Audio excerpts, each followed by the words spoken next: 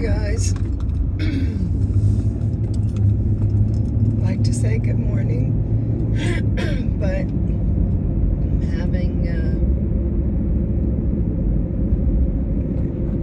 having a little bit of an issue with it being a good morning. It's funny, I woke up this morning and was waiting for my turn to get in the shower, and I was talking to Jesus. And I was just having a casual conversation with him about how I know less about my family. Well, the only way I could know less about my family is if I were adopted. I know little truth in the knowledge that I do have. And today I found out I know even less truth than I thought I did. And so I was laying there and I was having this conversation with the Lord, and I said, Lord, I'm going to call Aunt Joanne, who is my dad's older sister, and I'm going to find out from her what she knows, what the truth is about how they were raised and how my uncle died. Because the story is from my dad to me that, well, and I pieced some stuff together because when my stepmom's shed behind her dad's house in West Virginia flooded or roof got damaged, I got all of the paperwork that was in there, all the letters and things, and I took them home and I copied them all, and I made a copy for me, one for my little sister, one for my dad, and one for my brother. And I read everything that I copied. I mean, I found my dad's little Bible, which I kept, because I didn't know that my dad had ever been to church. I guess he blamed God for my uncle's death. What I found out was that when they were 17, they enlisted in the Marines so that when they graduated from high school, they would go directly into the Marines. My dad was an excellent typist, so he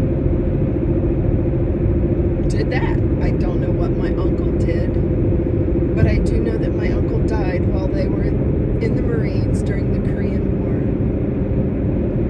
Now, one of the stories my dad told me when my oldest daughter got appendicitis and almost died, that was when I found out that my grandma Cross's name wasn't just Thelma, it was Christine. Thelma Christine Cross. And I found that out because I told my dad that I named my daughter Christine. And he said, that was your grandma Cross's name. So I thought it was Thelma. He said, well, it was Thelma Christine. Oh, sheesh. I hate running over things. That's how I got flat tires in the past. So anyway,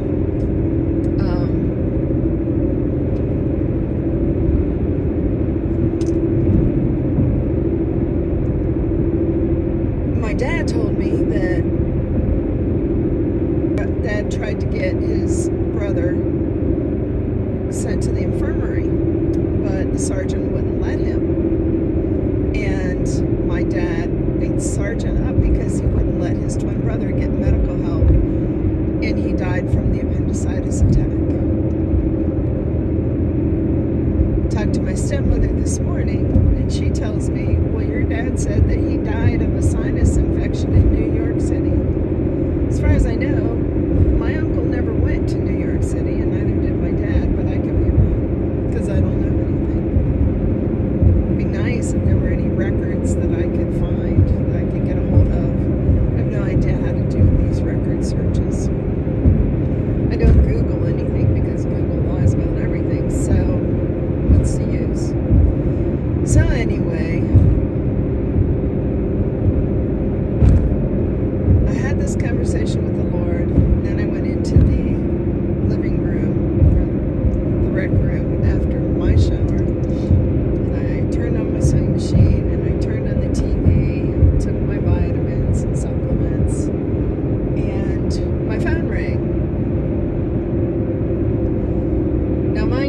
having this conversation with the Lord, I said, I need to call my Aunt Joanne again, because I tried calling her a few weeks ago and she didn't answer and nobody called me back. And I thought, Aunt Joanne knows.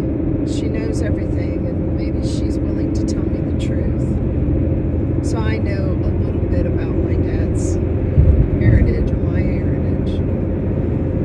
And I need to get my cousin Pamela's phone number so I can stay in touch with her.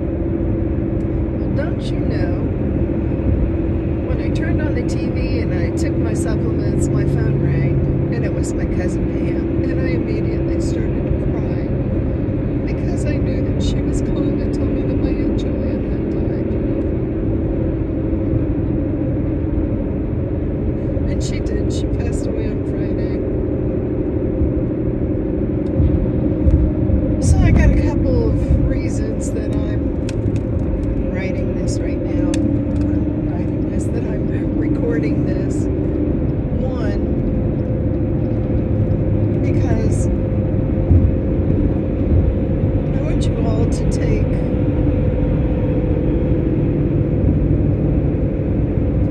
what my friend did with her dad to heart and start recording conversations with the elderly people in your family.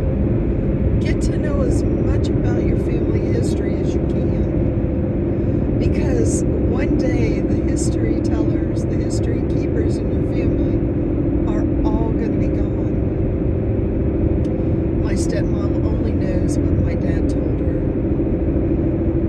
And because my dad, God rest his soul, and God bless him, I love my dad so much. He was a compulsive liar and an abusive man.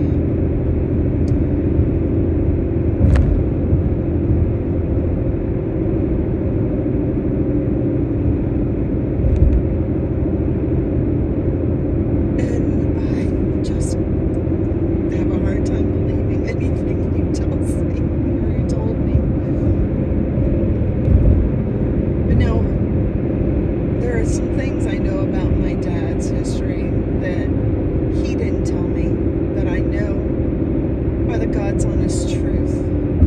And they were told to me by the lady that I was named after, that was my mom's best friend and was my dad and my uncle's neighbor and my aunt's neighbor. And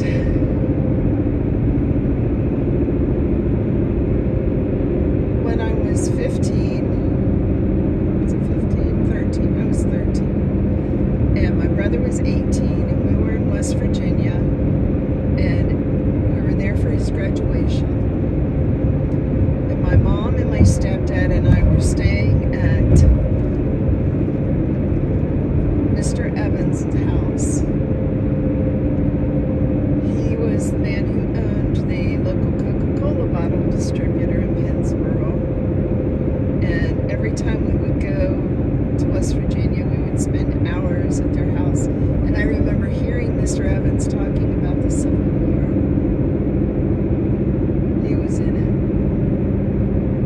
I wish I'd had a tape recorder then, because everything that he told my mom and my stepdad about his time in the Civil War was priceless. And all I can remember is that he was in the Civil War.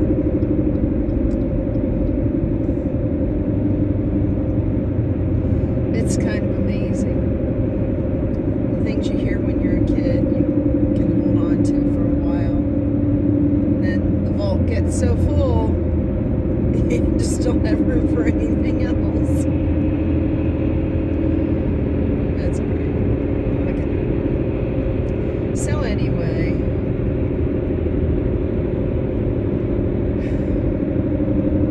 I was sitting at my grandma's house, swinging on the swing with Big Judy, because they were all going to go to my brother's graduation. And Big Judy came over, and all the other adults were away from the house. And she said, "You know, honey, your grandma and grandpa didn't treat your daddy very well." And I said, "What do you mean?" She said, "Well,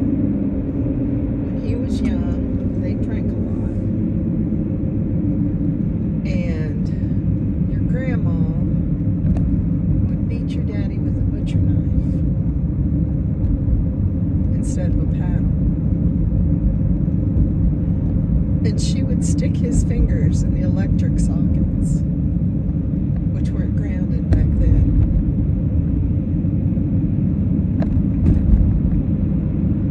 But she was always so mean to him.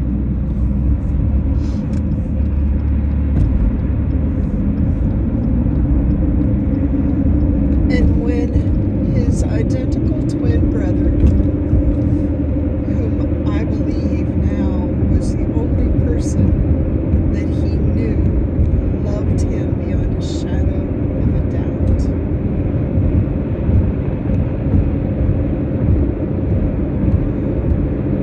when he was standing over his twin brother's casket, grieving for his loss, his mother came up next to him and said, "I wish it had been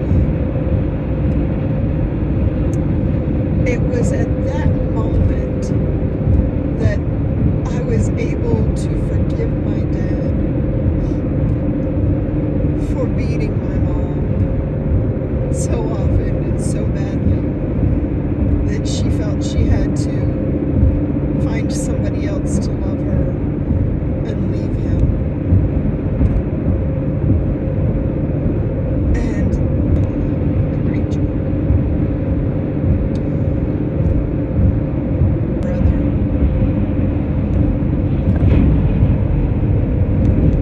And I lost my mom.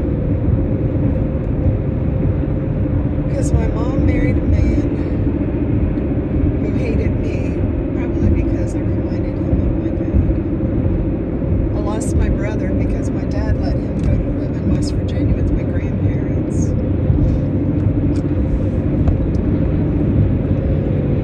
I lost seeing my dad every day.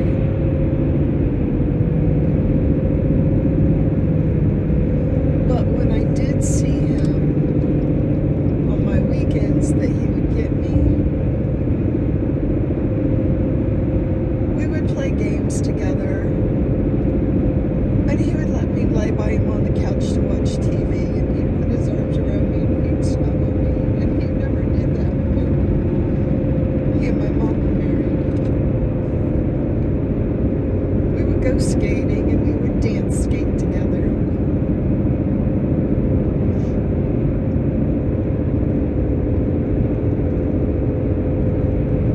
We would swim. Go to West Virginia together, and he used me to get my stepmom to marry him. That's another story for another day. So, and then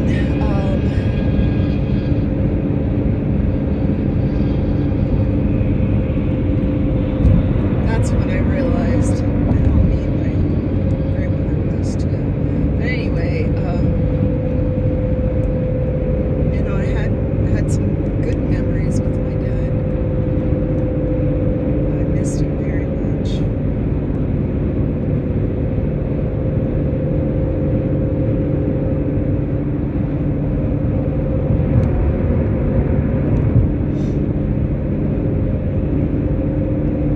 You'll have to excuse the long pauses. I'm trying not to cry.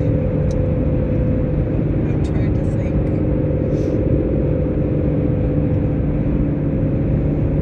So anyway, the day that my brother graduated from high school and Big Judy told me all that about my dad, I was able to forgive him for destroying my life. Because I began to understand that he was a battered and abused child and young man and adult. And he didn't know how to show kindness and love.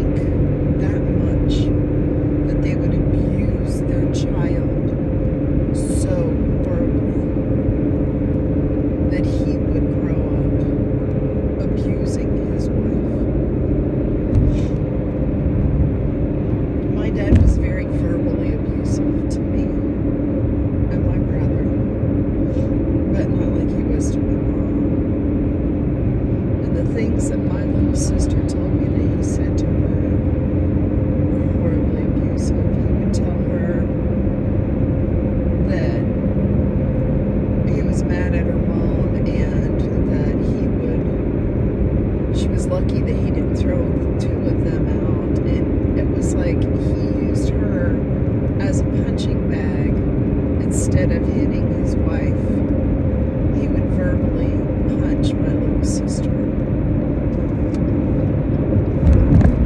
And it was horrible.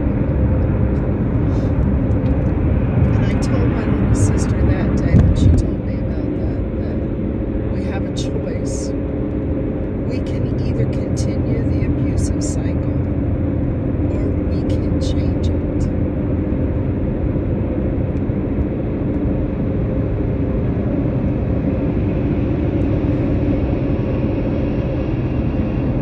I changed it. I loved my children and I cherished them. There was a point in time where I was so conflicted and hurt and didn't know how to deal with my child's bad behavior, and I spanked her more than I should have.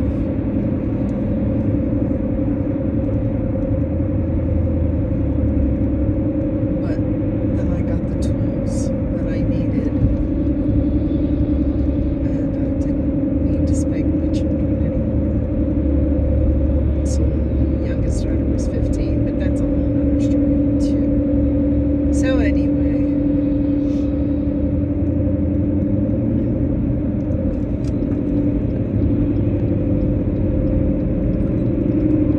there comes a time when we just really have to be the change.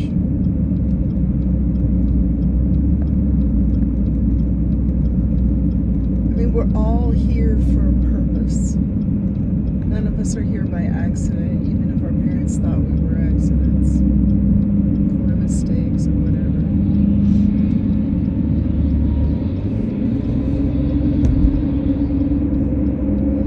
It's like Bob Ross says, it's a happy place. You have a child that you weren't expecting to or planning to. You just have to love that baby.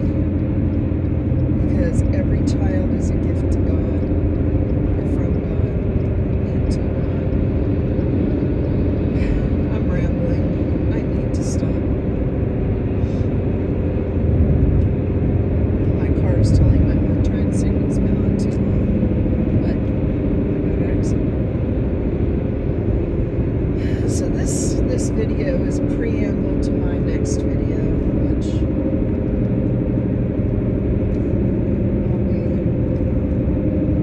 coming up with here shortly.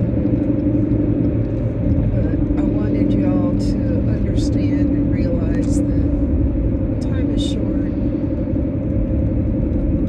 I wish God would have put my aunt on my mind on Thursday or Friday so I could have called her and talked to her one more time before she died. Y'all need to get the history of your family, get it written down somewhere. You know, in the past, we didn't have birth certificates. Births were recorded in family Bibles, and that's where history lied, in people's family Bibles. It's time to get back to that.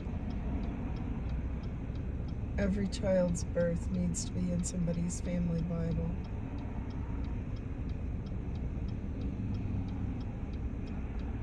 And not on a poster somewhere or on a piece of paper that the government keeps track of.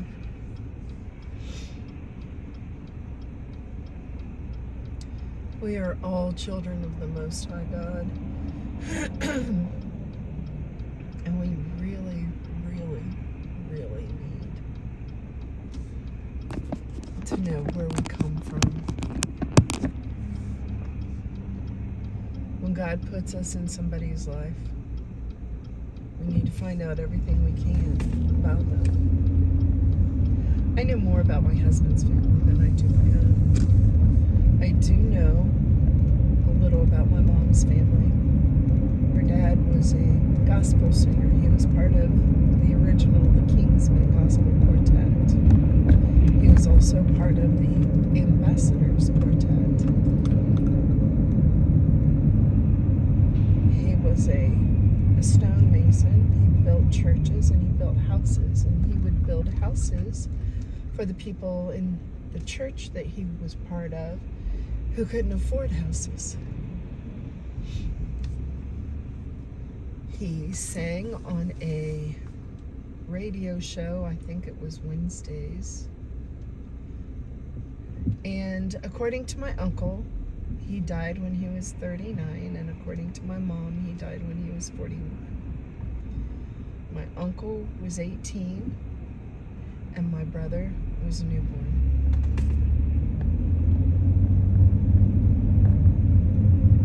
And that's all I know about my grandma. I know my grandma, she was one of 33 children. My great-grandpa had 3 wives. The first one died.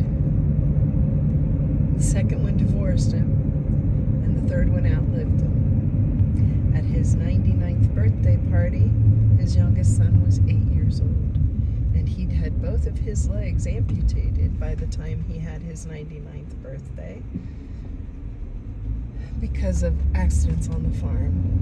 He raised cows and pigs and chickens and cotton and corn. And there were so many of us that I have a cousin that has my exact name. I came first. So we'll talk more shortly. God bless. Bye.